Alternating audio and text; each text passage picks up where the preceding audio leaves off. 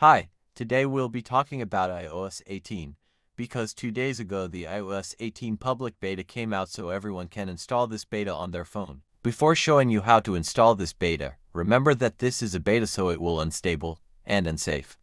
So, if you want to try the iOS 18 beta, do it in a second phone not in your main, and make a backup of all your data, and do not do anything if you are not an expert. Now, for install this beta, go in the Apple public beta site that I linked in the description and insert UI Apple and then go in settings, then software update, and you should see a section under automatic updates called beta updates.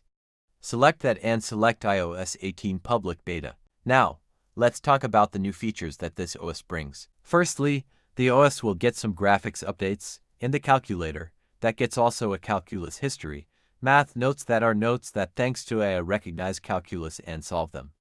The phone app gets a new look. The control center also has a new look. In the home screen, the apps can be colored and you can remove the name bar in the bottom and get bigger apps icon. In the lock screen, you can change the quick toggles in the bottom. Lastly, the settings app gets also a new look. Now, there is a new app called Password that stores passwords.